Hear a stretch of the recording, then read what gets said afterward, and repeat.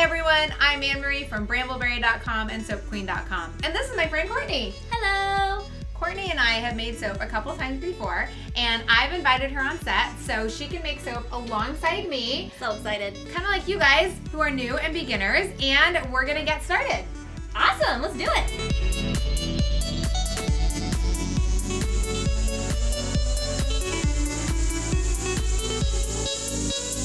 Okay, so today we are going to be making a charcoal facial bar. It's beautiful. Isn't it gorgeous? I know. And before we get started, let's talk really quick about why charcoal is so good for skin. So activated charcoal is especially good for skin because it helps to draw toxins out of pores. So it may seem weird to kind of be putting mud on your face. It looks really dark. It does look really dark, right? But it is really fantastic for helping to clean your skin. Mm-hmm. I bet. And then another ingredient that's really important in here is Tamanu Oil. Have you ever heard of Tamanu Oil? Okay, well, give this a smell. What do you think? I'm scared. It's so green. Whoa. Yeah, okay, so kind of nutty. It's very earthy. Mm-hmm. So Tamanu Oil is one of these interesting kind of miracle oils, and if you Google it, you'll see people making tons of claims about it. Mm-hmm. It is thought to have some sort of antibacterial, some sort of moisturizing, antifungal type properties. And again, you know, you're not allowed to make claims when you make soap. Right. But that said, it's in here at a full 5% specifically for that. And wow. At the 5%, what it did to our oils was it made them super. So that's just 5%? That's 5% Tamanu Oil, no color in there. I know, wow. Crazy, right? Yeah, it's so green. It's pretty though, it's beautiful. I know. And then we're also using tea tree essential oil. Have you smelled tea tree before? So very kind of medicinal, really herbaceous. And in skincare products, it's really thought to have some really good anti-acne properties. It's thought to help with oily skin. And I don't know about you, but I kind of get oily around the T-zone. Yeah, T-zone, right? Yeah, T-zone. So that's why we chose the ingredients we chose. Okay, awesome. So this is like not a miracle facial bar, but it kind of sounds like it. I know, it's going to be great. Awesome. So let's pause right now. Let's pop that recipe up so Okay. everybody at home can see what we're making with this.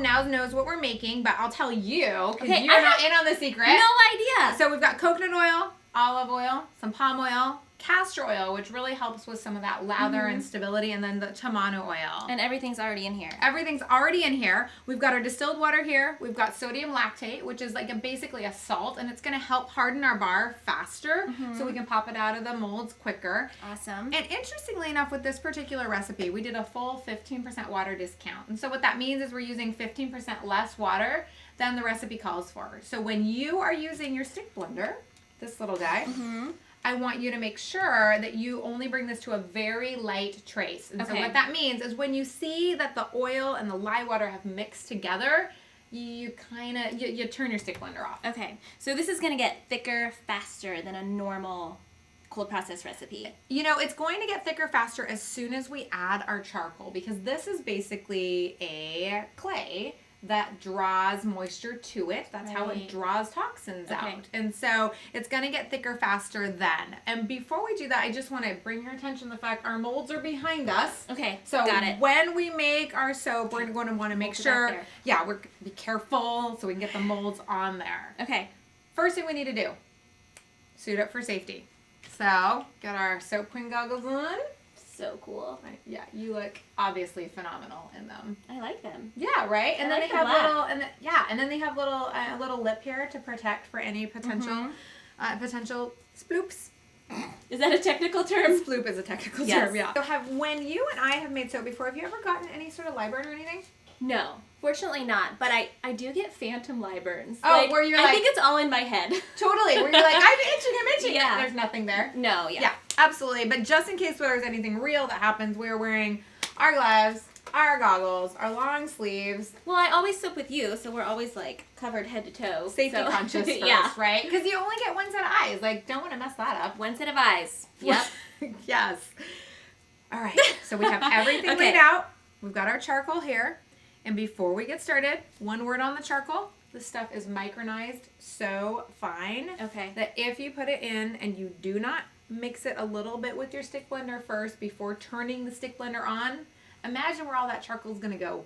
Yeah. Okay. Probably all over you. Yeah. Mine will be like, psh. That is probably true. It would Okay. it'd be totally my I'm luck. glad you told me that. Yeah. So, here we go. We're going to stick Okay. the stick blenders in. Ah! Okay, Yeah. we're really doing it. We're really doing it. Okay. And I want you to, I'm on your, I'm You're sorry, on my cord. I'm on your cord. Okay. Okay, and I want you to burp the stick blender. So that means like tap it on the bottom, get rid of that air bubble. Burp. Perfect. Now slowly pour your lye water down the shaft of your stick blender. Don't pour too quickly because we're trying to avoid bubbles. Shaft. Got it. And in this particular recipe, since it turns out black, there could be a lot of air bubbles. So we definitely want to go slow. Slowly. And then let's move these guys, because again, we're trying to keep the table clear. Let's Right. move these guys just back underneath here. Okay. And then give our oils a quick little stir. And then, Oh, it's right, and then changing. I know, then turn your stick blender on. Okay. And now that we're lightly emulsified, we're going to add our charcoal. That's it. Time. Okay. Yeah, it's just very light emulsification.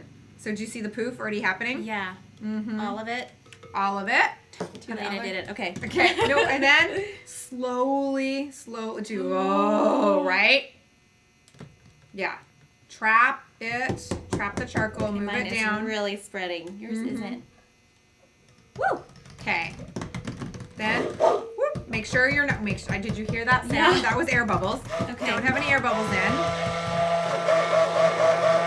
Ooh, okay, there we go. Okay. Now, Trapped again. take all of your tea tree essential oil after you have your charcoal fully mixed in.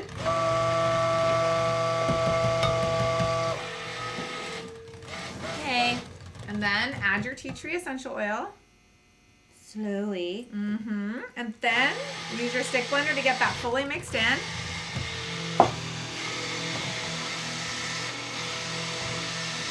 Smells so good. It does. Just It smells smells so fresh. green and fresh, right? I cannot wait to try this.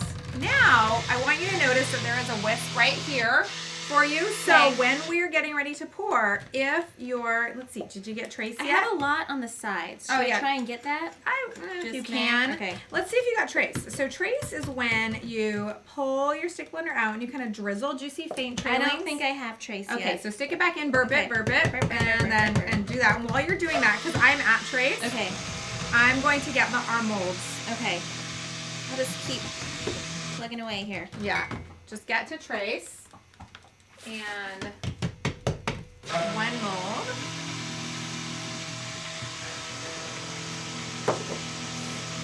And then here is your mold. Aw, thank you.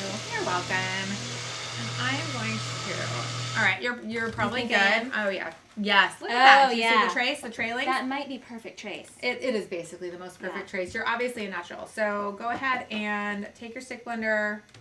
Perfect.